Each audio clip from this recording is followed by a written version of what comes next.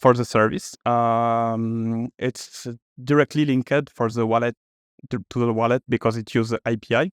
For me, for example, the best example is a centralized exchange, because you use a DST port, which is from the payload, which comes from the transaction. Any application that is linked to the wallet directly and that use as a payload system on each transaction, for me, it's a service. So it can depend on the definition of each, but for me, it's this definition. If you use the transaction or you use the API of the wallet, it's directly a service.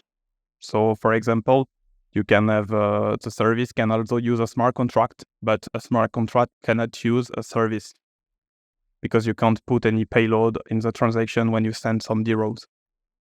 You have much more privacy than smart contract because you can send anything you want as it's private. It's encrypted directly just for the receiver. It uses a wallet API. I understand that before there was a small debate about this, but every cryptocurrency have a wallet API. It's how you can communicate. It's how exchange can have access to the wallet and to monitor it, send transaction, receive the list of transaction incoming, such things. So it doesn't break by anything the privacy of a chain.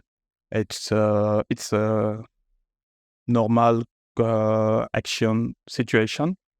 Thanks to service, because it uses the wallet API, so it's through the protocol HTTP or WebSocket for some people who use it. You can use any programming language, so you're not limited to DBasic, and you can do anything you want because you can just directly request some information from other website or directly from a smart contract or whatever. But you don't have the resilience and the censorship resistance in case someone found where your service is running. That means like you don't have the uptime guarantee like the smart contract. So there is some difference, which I will say just after by comparing them two.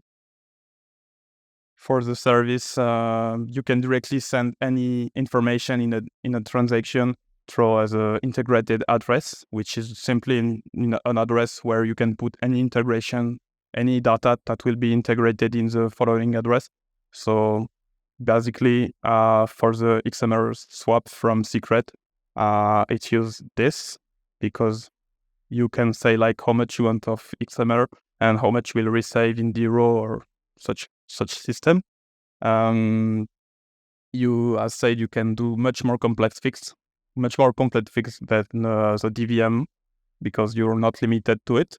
You can just be really private because it's directly encrypted with a key. It's much more complicated because of the proof and such things, but it's completely encrypted. Nobody can see anything instead of smart contract where everything is auditable.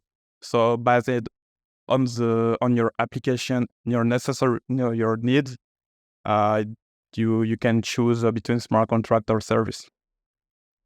And for the example, the smart contract is running on each node each time when it's executed, but for the service, it's only running on your wallet.